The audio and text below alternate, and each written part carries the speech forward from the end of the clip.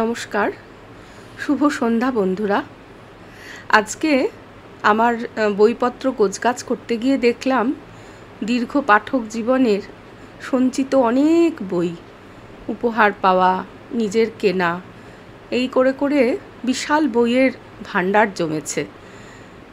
তো এক সময় কি হবে, এইসব ফেলে তো চলেই যেতে হবে একদিন।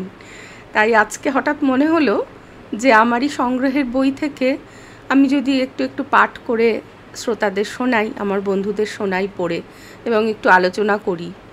বইয়ের নামও বলবো, প্রকাশক বলবো, এবং দাম টামও বলে দেবো কোথায় পাওয়া যায়। তাহলে কি হবে, কারোর যদি ভালো লাগে সে ওই বইটি সংগ্রহ করে কিনতেও পারবে।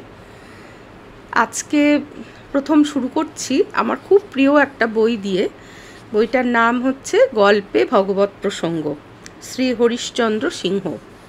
এখানে প্রকাশক লেখা আছে শ্রী শ্রী রামকৃষ্ণ মন্দির প্রকাশক মণ্ডলীর পক্ষে। এটা ওই দক্ষিণেশ্বরেই ভবতারিণী মন্দিরের ঢোকার আগে একটা জায়গা পড়ে, শ্রীরামকৃষ্ণ ধর্মচক্র বলে, আমার মনে হয় ওইখানেই।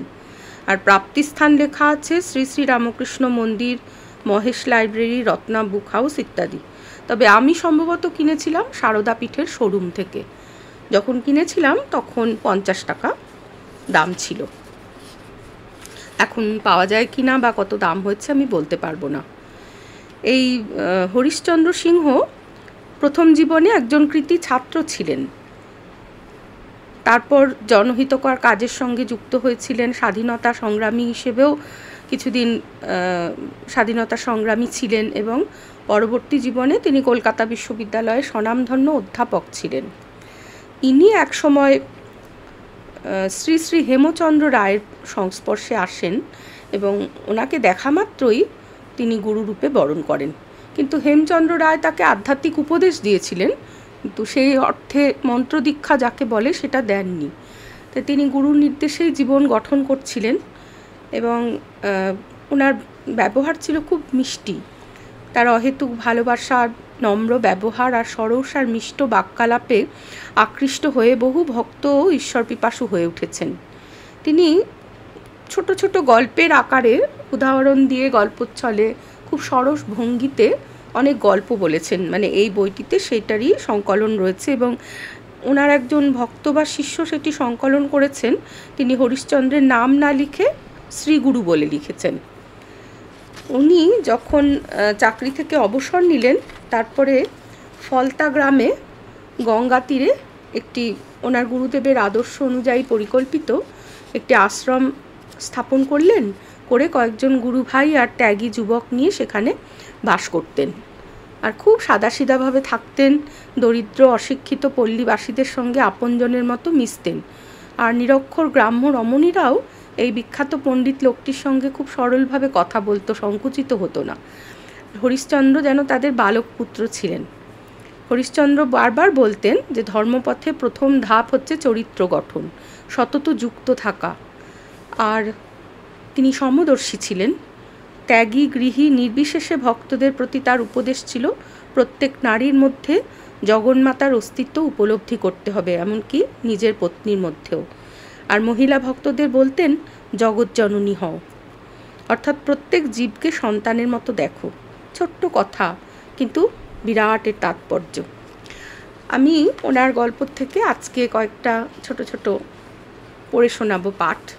উনি ছোট ছোট শিরোনাম দিয়েছেন লেখার, যেমন ঈশ্বরকে আপনার বোধ, সর্বার্পণে সমস্যার সমাধান, প্রেমে ঠাকুর বাঁধা, সৎসঙ্গের প্রভাব ইত্যাদি নানা রকম নাম দিয়েছেন। আমি পড়ছি, এটা 31 নম্বর কথা ওনার। সংসারানন্দ ব্রহ্মানন্দের ছায়ামাত্র। আজ 28শে জুন 1952 শনিবার।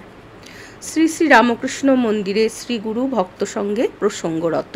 মানে যিনি লিখছেন তিনি কথামৃতের যে স্টাইল সেটি গ্রহণ করেছেন, যেন শ্রীম যেভাবে শ্রীরামকৃষ্ণের কথাগুলো শুনতেন ঠিক সেইভাবে।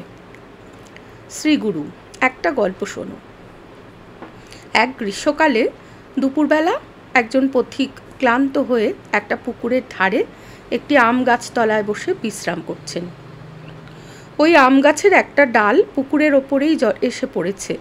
সেই ডালে একটা পাকা আম ছিল, তার প্রতিবিম্ব জলে পড়েছে। পথিকটির প্রতিবিম্বের তত্ত্ব জানা ছিল না, সে তাই ছায়া দেখে ভাবলে জল থেকে ওই আমটি তুলে নিয়ে এসে খাই। সে জলে ঝাঁপ দিয়ে পড়ল, ফল হারিয়ে গেল। লোকটি উঠে এসে আবার পুকুরের পাড়ে বসে থাকতে থাকতে যেই জলটা স্থির হয়েছে তখনই আবার সেই আমের ছায়া দেখতে পেল। সে আবার ঝাঁপ দিল, আবার আমটি হারিয়ে গেল। আর জল টল ঘুলিয়ে পাক টাক খেয়ে এসে পুকুরের পাড়ে বসলো। বসে ভাবছে, কি আশ্চর্য, আমি স্পষ্ট দেখছি আমটা জলের মধ্যে রয়েছে, কিন্তু যতবার নিতে যাচ্ছি কোথায় হারিয়ে যাচ্ছে। তখন সে দেখে একজন সাধু সেই গাছের তলায় বসে তার দিকে তাকিয়ে হাসছে, তার কাণ্ড দেখছেন আর মৃদু মৃদু হাসছেন। লোকটি তখন সেই সাধুটিকে বলছে, দেখুন আমটা জলে রয়েছে দেখে দুবার লাফ দিলুম, কিন্তু কিছুতেই পাচ্ছি না তো। সাধু তখন তাকে বলছেন, তুমি যেমন জলের মধ্যে আম দেখছো আমিও সেই রকম দেখছি। তুমি জানো ওখানে আম আছে, আমি জানি ওখানে আম নেই।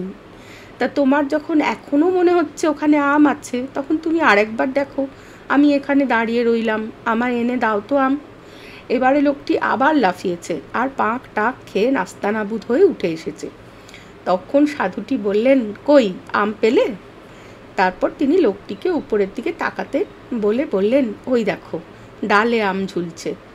লোকটি তখন নিজের ভুল বুঝতে পারল এবং গাছে চড়ে আমটি পেড়ে খেয়ে নিল। শ্রীগুরু তারপর বলছেন, আমরা যে আনন্দ দেখছি জগতে এ ছায়া মাত্র, সেটা ব্রহ্মানন্দের এক আভাস মাত্র, আসল ব্রহ্মানন্দ নয়।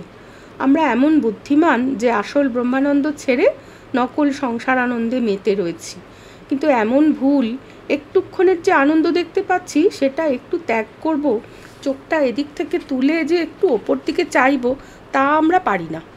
সেই জন্যে ঠাকুর বলছেন যে প্রার্থনা করো, ভগবানকে ডাকো, তিনি তোমাকে সদ্বুদ্ধি দেবেন, তিনি তোমাকে বুঝিয়ে দেবেন যে সংসারে এরকমভাবে শান্তি পাওয়া যাবে না, বুঝিয়ে দেবেন যে তোমার সংসারে যে কষ্ট তার মূল কারণ হচ্ছে তোমার অজ্ঞান, দুটি অজ্ঞান। তুমি মনে করছো সংসারে তুমিই কর্তা আর তোমার সংসার, এই দুটি অজ্ঞান না কাটা পর্যন্ত তোমার এ দুঃখ যাবে না।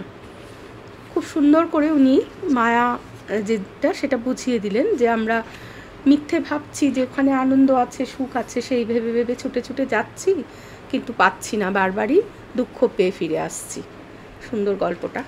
আরেকটা গল্প পড়ছি, সেইটা তার শিরোনাম দিয়েছেন নৈরাশ্য সর্বথা পরিত্যাজ্য। এটা 39 নম্বর গল্প। আজ 9ই নভেম্বর 1952 রবিবার। শ্রী শ্রী রামকৃষ্ণ মন্দিরে রাত্রিবেলা আহারান্তে শ্রীগুরু ভক্ত সঙ্গে শয়নকক্ষে উপবিষ্ট। জনৈক যুবক ভক্তের মন খারাপ, তাই আজ সে বেপরোয়া হয়ে পায়ের এক্সিমা নিয়ে টালিগঞ্জ থেকে ক্যানিং স্ট্রিট পর্যন্ত হেঁটেছে। শ্রীগুরু সেই কথা শুনে শঙ্কিত হয়ে তাকে বলছেন, সেই রাগ করে বিষ খাওয়ার গল্প জানো? তাই যদি না জানো তবে আর হাঁটাহাঁটি করে কী লাভ? এই বলে শ্রীগুরু গল্পটা বলছেন। আচ্ছা, আপনাদের যদি ভালো লাগে তাহলে প্লিজ আমার এই চ্যানেলটা সাবস্ক্রাইব করবেন, আমার ভালো লাগবে দেখলে, তাহলে আমার একটু পড়তে উৎসাহ হবে। আচ্ছা, গুরুদেব গল্প বলছেন। একজন গুরু শিষ্য বাড়ি যাবেন, সঙ্গে তল্পিবাহক থাকলে মান খাতির একটু বেশি হয় বলে তিনি একজন তল্পিবাহক নিলেন। তার কাঁধে কাপড় চোপড় চাপিয়ে তিনি শিষ্য বাড়িতে গিয়েছেন। শিষ্য তো গুরুদেবের খুব আদর অভ্যর্থনা করলেন, কিন্তু তল্পিবাহকের প্রতি মনোযোগ না দেওয়ায় সে কিছু ক্ষুণ্ণ। খাবার সময় গুরুদেব ও তল্পিবাহককে একসঙ্গে খেতে দেওয়া হয়েছে।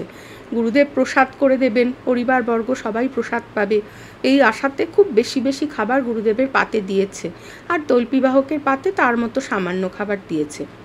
গুরুদেবকে এক জামবাটি কই মাছ আর তল্পিবাহকের পাতে একটা কই মাছ।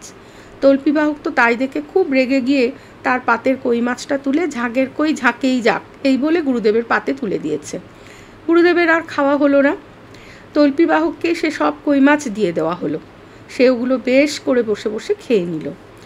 গুরুদেবের খাওয়া হলো না দেখে শিষ্য যাবার সময় তার সঙ্গে এক হাঁড়ি সন্দেশ আর এক হাঁড়ি ক্ষীর দিয়ে বলল, গুরুদেব আপনার তো কিছুই খাওয়া হলো না, বাড়িতে এই সন্দেশ আর ক্ষীর নিয়ে যান, আপনি খাবেন। পাছে ওগুলো তল্পিবাহক খেয়ে ফেলে। এই ভয়ে গুরুদেব তাকে বললেন, দেখ এ দুটি খুব সাবধানে নিবি, এটাতে সাপ আর একটাতে বিষ আছে, এগুলো আমার কবিরাজি ওষুধ করতে লাগবে, খুব হুঁশিয়ার। পথে যেতে যেতে তল্পিবাহক ভাবছে, গুরুদেব সাপ আর বিষ এত যত্ন করে নিয়ে যাচ্ছেন কেন? আমাদের দেশে কি সাপ বিষ পাওয়া যায় না? সাপ আর বিষ হলে এত যত্ন করে নিয়ে যান? একটা হাঁড়িতে হাত ঢুকিয়ে সে দেখে হাঁড়ি ভর্তি সন্দেশ। তল্পিবাহক একটি একটি করে সব সন্দেশ খেয়ে একটা খানার কাছে এসে হাঁড়িটা ফেলে দিয়েছে। হাঁড়ি ভাঙার শব্দে গুরুদেব পিছন ফিরে চাইতেই তল্পিবাহক বলছে, যাহ গুরুদেব, সব সাপ পালিয়ে গেল। গুরুদেব ব্যাপার বুঝতে পেরে তল্পিবাহককে খুব বকছেন, তুই সব সন্দেশগুলো খেলি, দেখলি তো আমি কিছু খাইনি, তোর একটু লজ্জা করলো না? একটু কাণ্ডজ্ঞান নেই তোর? তোর নরকেও স্থান হবে না। তখন তল্পিবাহক কান্নার সুরে বলছে, আপনি এমনি করে আমায় বকছেন, এ ছাড় প্রাণ আর আমি রাখবো না, তবে আমি বিষই খাবো। এই বলে ক্ষীরের হাঁড়িটাও কাবার করলে। গল্পটা বলে শ্রীগুরু ভক্তটিকে বলছেন, তুমিও তেমনি রাগ করে টালিগঞ্জ থেকে ক্যানিং স্ট্রিট আর ক্যানিং স্ট্রিট থেকে টালিগঞ্জ করো। শ্রীগুরুর কথা শুনে সকলে হাসতে লাগলেন। শ্রীগুরু কি বলতে চাইছেন যে যদি রাগ করতে হয় তাহলে রাগ করে শ্রী ভগবানের স্মরণ মননই করা উচিত, শরীরকে কষ্ট দেওয়া নয়। জনৈক ভক্ত এই কথা শুনে বলছেন, আমার একটা গল্প মনে হলো। একটি ছেলে পাখির ছানা পাড়ার জন্য গাছে উঠেছে। নারকেল গাছে টাছে অনেক সময় ওইসব পাখির বাসায় সাপও থাকে। ছেলেটি যেই পাখির বাসায় হাত দিতে যাবে অমনি কিসে যেন তাকে ঠোক্কর মেরেছে। সাপ কিংবা পাখি যাতে হোক ঠোক্কর মেরেছে। ভয়েতে সে চেঁচিয়ে বলল, আমায় কিসে কামড়েছে? তার বন্ধুরা নিচ থেকে বলছে, সাপে যখন তোকে কামড়েছে তখন তো তুই মরবি, তা কষ্ট করে নিচে নেমে এসে মরবি কেন? ওইখান থেকেই হাত পা ছেড়ে দে।